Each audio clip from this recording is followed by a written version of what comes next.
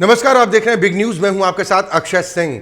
खबरों की शुरुआत करेंगे और सबसे पहले बात करेंगे पूर्वोत्तर की, जहां पर 3 राज्यों में हुए विधानसभा चुनाव के नतीजे आज सामने आने जा रहे हैं। हालांकि जो रुझान अब तक सामने आ रहे हैं उसमें 3 में से 2 राज्यों में भारतीय जनता पार्टी एक बार फिर अपनी सरकार बनाती दिखाई दे रही है। पूर्वोत्तर के 3 राज्यों में हुए विधानसभा चुनाव में बीजेपी को 2 राज्यों में साफ बहुमत मिलता दिखाई दे रहा है। रुझानों में त्रिपुरा में बीजेपी को 34 सीटों पर बढ़त मिलती दिख रही है। वहीं नागालैंड में एनडीपीपी अलायंस के साथ पार्टी 40 सीटों पर आगे है। मेघालय में कोनराड संगमा के नेतृत्व वाली एनपीपी सबसे बड़ी पार्टी बनकर उभर रही है। यहां पर बीजेपी सिर्फ 3 सीटों पर आगे चल रही है। नागालैंड में बीजेपी एनडीपीपी गठबंधन को बहुमत मिल चुका है। उधर मेघालय में किसी भी पार्टी को बहुमत मिलता नहीं दिख रहा। कुल मिलाकर 3 राज्यों के नतीजों से एक बात साफ है कि 2 राज्यों में बीजेपी एक बार फिर सत्ता में आ रही है, तो वहीं मेघालय में एनपीपी सबसे बड़ी पार्टी बनकर उभर रही है।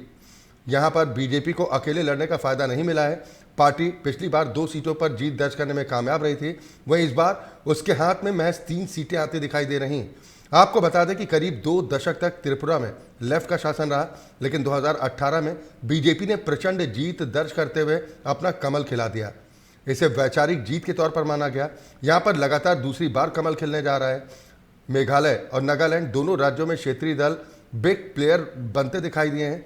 प्रधानमंत्री नरेंद्र मोदी और गृह मंत्री अमित शाह ने भी नॉर्थ ईस्ट में जमकर चुनावी प्रचार किया था।